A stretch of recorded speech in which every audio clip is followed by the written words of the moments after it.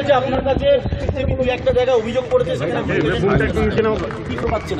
মোবাইলটা ছড়া ওঙ্কার ব্যাপার নেই, কাউকে দেখেন যারা বেপাড়াতে বসবার চেষ্টা করছেন ডেফিনেটলি আমাদের যারা দীর্ঘদিনের কর্মী তারা একটু আপত্তি করতে পারেন।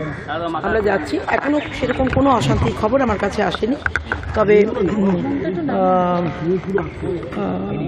অনেককে চ্যালেঞ্জ করছেন সিআরপিএফ, যেটা তারা করতে পারেন না। আমার চিফ ইলেকশন এজেন্ট অনিন্দ্য রাউত এ ব্যাপারে পরে কথা বলবেন আপনাদের সঙ্গে, যে তারা কখনো তারা হচ্ছে প্রোটেকশন দেবে, ভেতরে প্রিসাইডিং অফিসার ওটা ঠিক করবে যে কে ঠিক কে না ঠিক।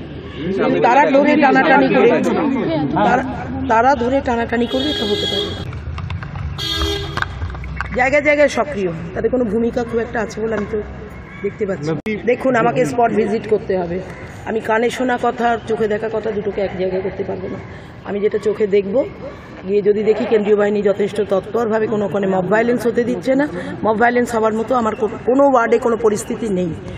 আমি 31 ওয়ার্ডটা একটু দেখে নেব, সেখানে ঠিকঠাক হলে আমার বাদবাকি কেন্দ্রে কোথাও কিছু হবে বলে না সেরকম হলে সেটা আমি তাদের করে দেবো, স্ক্যাটার করে দেবো।